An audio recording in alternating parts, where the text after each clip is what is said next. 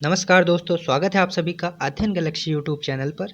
साथियों, शिक्षक भर्ती परीक्षा के पाठ्यक्रमानुसार विज्ञान विषय का तीसरा अध्याय लेकर आज आपके समक्ष उपस्थित हैं। इससे पहले कि क्रमानुसार वीडियोज आपको चैनल की प्लेलिस्ट पर मिल जाएगी, आप उनको ज़रूर देखें और अपनी तैयारी को एक व्यवस्थित क्रम प्रदान करें। यहाँ पर सुपर टेट परीक्षा का सभी विषयों का संपूर्ण सिलेबस निःशुल्क पूर्ण कराया जा रहा है। आप इसका लाभ अवश्य प्राप्त करें और दोस्तों को अधिक से अधिक शेयर करें। तो चलिए स्टार्ट करते हैं। पहला चैप्टर आपने पढ़ा था दैनिक जीवन में विज्ञान, सेकंड आपने पढ़ा मापन और मात्रक। आज हम तीसरा चैप्टर पढ़ेंगे और इसके महत्वपूर्ण प्रश्नों को अगले वीडियो में देखेंगे। तो चलिए स्टार्ट करते हैं। आज का चैप्टर है गति, इसको मोशन कहते हैं।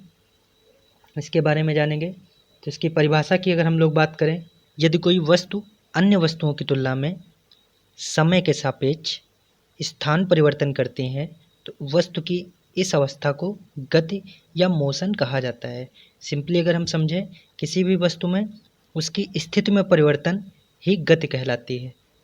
अगर आगे बढ़ें, सामान्य शब्दों में गति का अर्थ जो हमने बताया अभी कि वस्तु की स्थिति में परिवर्तन करना ही गति कहलाती है। यहाँ से ये क्लियर हो गया गति की परिभाषा, गति क्या है, मोशन क्या है। आगे अगला टर्म है आपका स्केलर क्वांटिटी, अदिश राशि। इसके बारे में जानेंगे, ये क्या होता है। ऐसी भौतिक राशि, ऐसी फिजिकल क्वांटिटीज जिनमें केवल परिमाण होता है, मीन्स मैग्नीट्यूड केवल होता है, दिशा नहीं होती है, डायरेक्शन नहीं बताई जाती है, ऐसी राशियों को अदिश राशि या स्केलर क्वांटिटी कहते हैं।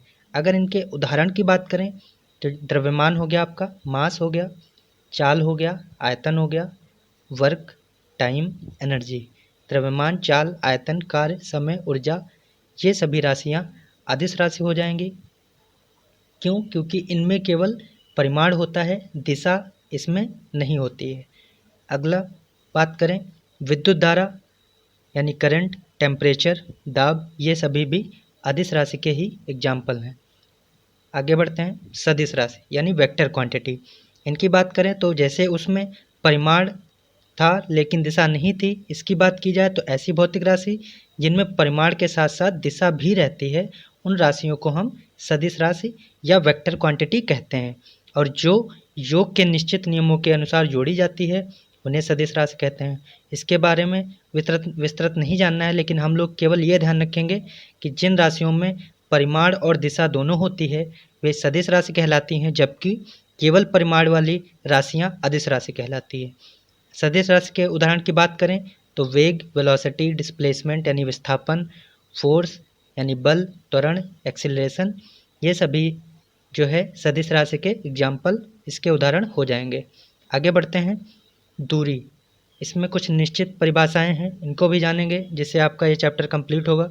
दूरी की बात करें, स्टेप वाइज स्टेप समझते चलेंगे। तो दूरी यानी डिस्टेंस, ये क्या है, किसी दिए गए समय अंतराल में वस्तु द्वारा तय की गई मार्ग की लंबाई को ही दूरी कहते हैं। एक टाइम डिसाइड है, उसके बीच में एक इनिशियल पॉइंट से एक फाइनल पॉइंट पे जाने की दूरी, जाने की लंबाई को दूरी कहते हैं, डिस्टेंस कहते हैं। आगे बढ़ते हैं, दूरी एक अदिश राशि है, इम्पॉर्टेंट पॉइंट है। दूरी में डायरेक्शन नहीं है, हमें बोल दिया गया कि हमें 5 किलोमीटर जाना है, बोला नहीं गया कि उत्तर जाना है, पश्चिम जाना है, कोई डायरेक्शन नहीं बताई गई। मीन्स केवल मैग्नीट्यूड बताया गया, 5 किलोमीटर परिमाण बताया गया, तो यह एक अदिश राशि हो गई। अगर बोला गया होता, एक निश्चित डायरेक्शन दी गई होती कि हमें एक उसी निश्चित दिशा में जाना है, तो वह हो जाती फिर सदिश राशि। और फिर उसको दूरी नहीं कहते, उसको क्या कहते, विस्थापन। आगे विस्थापन की भी बात करेंगे। और यहाँ से दूरी अदिश राशि हो गई, एक ये पॉइंट हो गया। और दूरी सदैव पॉजिटिव होती है, सदैव धनात्मक होती है, इसको हमेशा हम प्लस में नापते हैं। आगे बढ़ते हैं, विस्थापन की बात करते हैं। एक दी गई समय अवधि में वस्तु की स्थिति में परिवर्तन ही विस्थापन कहलाती है। एक दी गई समय अवधि में वस्तु की स्थिति में परिवर्तन विस्थापन कहलाती है। विस्थापन की बात करें तो यह सदिश मात्रक है। सदिश जैसे ही याद आएगा राशि तो हम याद करेंगे मैग्नीट्यूड यानी परिमाण भी होगा और डायरेक्शन यानी दिशा भी होगी। तो विस्थापन एक सदिश राशि हो गई और इसकी इकाई यानी यूनिट क्या है, मीटर है। दूरी की भी यूनिट, वो भी लंबाई थी, ये भी लंबाई है, तो यूनिट क्या हो जाएगी, मीटर हो जाएगी। आगे बढ़ते हैं, विस्थापन यानी डिस्प्लेसमेंट, ये सकारात्मक यानी पॉजिटिव भी हो सकता है, नकारात्मक भी हो सकता है, निगेटिव भी हो सकता है, या शून्य भी हो सकता है, ये भी याद रखेंगे। आगे बढ़ते हैं। चाल यानी स्पीड। स्पीड क्या होती है? एक चलती हुई वस्तु द्वारा इकाई समय अंतराल के में जो दूरी तय की जाती है उसको हम चाल या गति कहते हैं। स्पीड क्लियर हो गया। आगे बढ़ते हैं। स्पीड का यानी चाल का फार्मूला अगर देखें तो चाल यानी गति बराबर क्या होता है? दूरी बटे समय, यानी speed is equal to distance upon time. तो ये फार्मूला याद हो जाएगा, ध्यान रखेंगे। इस पर न्यूमेरिकल भी पूछे जा सकते हैं, तो इस फार्मूले से, इस सूत्र से सॉल्व कर लेंगे। आगे हम लोग चाल की अगर बात करें, या सदिश राशि है या अदिश राशि है, तो चाल भी एक अदिश राशि है।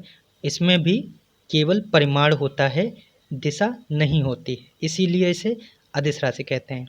इसकी एसआई यूनिट की बात की जाए तो मीटर पर सेकंड हो जाएगा, याद रखेंगे, ये भी इम्पोर्टेंट है। चाल यानी गति की एसआई यूनिट की बात की जाए तो मीटर पर सेकंड हो जाएगा। आगे बढ़ते हैं। किसी भी पल में एक वस्तु की गति को तात्कालिक गति कहते हैं, इंस्टेंट मोशन। किसी भी पल में एक वस्तु की गति को तात्कालिक गति कहा जाता है। ये आगे पॉइंट है आपका। अगले पॉइंट पर बढ़ते हैं। एक वस्तु असमान दूरी की अगर बात करें तो कोई भी वस्तु है जो असमान गति से, जिसकी गति समान नहीं है, उसके साथ चलता है, तो वह समय के बराबर अंतराल में अगर दूरी तय कर रहा है तो उसको असमान दूरी कहेंगे। आगे बढ़ते हैं। वेग की बात करते हैं। वेग यानी वेलोसिटी किसी वस्तु के विस्थापन की दर या एक निश्चित दिशा में प्रति सेकंड वस्तु द्वारा तय की गई दूरी को विस्थापन या वेग कहते हैं।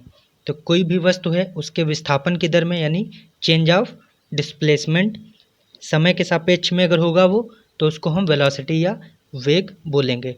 वेग की बात करें, सदिश है या अदिश, यह भी एक सदिश है, क्योंकि इसमें एक निश्चित दिशा होती है और परिमाण भी होता है। परिमाण के साथ साथ दिशा भी होती है, इसीलिए इसे हम सदिश राशि या वेक्टर क्वांटिटी कहते हैं। इसकी यूनिट की बात करें तो इसकी यूनिट भी मीटर पर सेकंड हो जाएगी। आगे बढ़ते हैं। संवेग जानेंगे हम लोग। संवेग क्या है, मोमेंटम क्या है? किसी वस्तु के द्रव्यमान और वेग का गुणनफल। सिंपली हम ये फॉर्मूला याद रखेंगे, इससे हम लोग डेफिनेशन भी बना सकते हैं। संवेग क्या होता है? किसी वस्तु के द्रव्यमान और इसके वेग के गुणनफल को ही हम संवेग या मोमेंटम कहते हैं। यानी यहाँ से फार्मूला क्या हो जाएगा? P is equal to mv, यानी संवेग इज इक्वल टू वेग गुणे द्रव्यमान, वेलोसिटी इंटू मास। इसका एसआई यूनिट क्या हो जाएगा? किलोग्राम इंटू मीटर पर सेकंड। आगे बढ़ते हैं। त्वरण की बात करते हैं। त्वरण यानी एक्सीलरेशन। एक्सीलरेशन क्या है? तो किसी भी वस्तु के वेग परिवर्तन की दर को, एक ही शब्द याद रखेंगे, वेग परिवर्तन, वेग में अगर परिवर्तन हो रहा है तो उसको हम त्वरण यानी एक्सेलरेशन बोलेंगे, और इसका एसआई मात्रक क्या हो जाएगा? मीटर पर सेकंड स्क्वायर। आगे बढ़ते हैं। यदि समय के साथ वस्तु का वेग घटता है तो त्वरण ऋणात्मक होता है। जहाँ पे आपका एक्सेलरेशन निगेटिव में हो जाएगा, वो एक्सीलरेशन से वर्ड चेंज हो जाएगा, रिटार्डेशन कहलाएगा, यानी त्वरण मंदन में बदल जाएगा। जब भी पॉजिटिव होगा उसको हम त्वरण बोलेंगे, और वही सेम वेग में परिवर्तन जो होगा वो निगेटिव हो जाएगा तो उसे हम मंदन या रिटार्डेशन बोलेंगे। आगे बढ़ते हैं। गति के प्रकार के बारे में जानेंगे। Types of motion. पहला आपका टाइप है सरल रेखीय गति, दूसरा है वृत्तीय गति, तीसरी बात करें तो घूर्णन गति है, चौथा, इनको हम भी डिटेल से पढ़ेंगे, दोलन गति है, आवर्ती गति है, और इसके बाद आपका इम्पॉर्टेंट आता है प्रक्षेप गति, प्रोजेक्टाइल मोशन। तो पहला टाइप आपका था सरल रेखीय गति, लीनियर मोशन। तो इसकी बात करें तो जब कोई वस्तु, नाम से ही पता चल रहा है सरल रेखी, यानी एक सीधी रेखा में जब कोई वस्तु गति करती है तो उसे हम सरल रेखीय गति कहते हैं। जब कोई वस्तु सदैव एक सरल रेखा या सीधी रेखा में गति करती है तो उसे हम, उस गति को हम सरल रेखीय गति कहते हैं।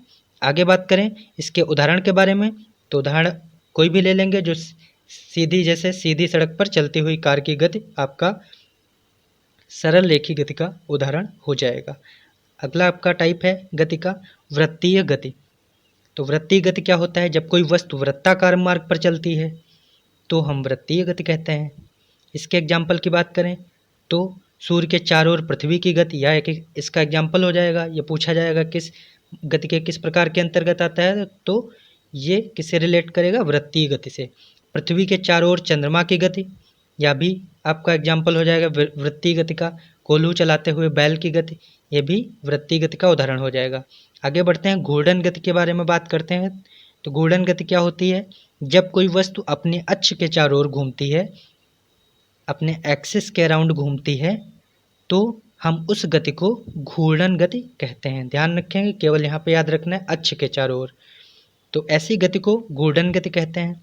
एग्जाम्पल आप सिंपल से एक चीज़ याद कर लीजिए। गर्मी में आप सो रहे हैं रूम में, तो आपके छत के ऊपर एक पंखा लगा हुआ है, उसको ध्यान से देखिए, तो वह पंखा जो रोटेट हो रहा है वो घूर्णन गति में घूम रहा है।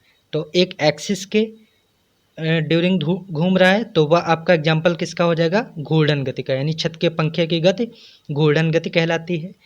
चक्की के पाटों की गति, लट्टू की गति, लट्टू याद रखेंगे, लट्टू अपनी एक्सिस पर घूमता है चारों तरफ, तो यह घूर्णी गति या घूर्णन गति के उदाहरण हो जाएंगे। आगे बढ़ते हैं, दोलन गति की बात करते हैं। तो दोलन गति क्या होती है, जब कोई वस्तु अपने माध्य स्थिति में दोनों ओर गति करती है। कोई पेंडुलम है और इसके दोनों तरफ यह मोशन कर रहा है, एक माध्य स्थिति में दोनों ओर गति करती है, तो इस प्रकार के गति को दोलन गति कहते हैं।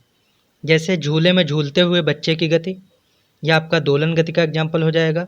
जैसे किसी स्प्रिंग में लटके हुए एक पिंड की गति, और एक आपका बेसिक सा एग्जाम्पल दीवार, जो पेंडुलम वाली दीवार घड़ी होती है उसको देखेंगे, तो वह भी दोलन गति करता है। इस तरीके से एक माध्य स्थिति में गति करने की प्रोसेस को ही हम दोलनी गति या दोलन गति कहते हैं।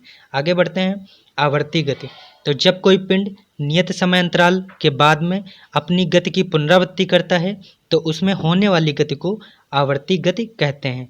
कोई भी एक पिंड है, कोई ऑब्जेक्ट है, वह एक निश्चित समय अंतराल के बाद में अपनी गति को पुनरावृत्ति फिर से वही गति दोहराता है, तो उस गति को हम आवर्ती गति कहते हैं। इसका एग्जाम्पल क्या हो जाएगा, एक समान वर्तुल गति, सरल लोलक की गति, झूला झूलते बालक की गति, या स्प्रिंग में खींचने पर स्प्रिंग को खींचेंगे तो फिर से वह अपनी पोजीशन में आ जाएगी, और फिर से अगर उसको खींचेंगे तो वह पुनरावृत्ति करेगी, तो वो गति कौन सी हो जाएगी, आवर्ती गति।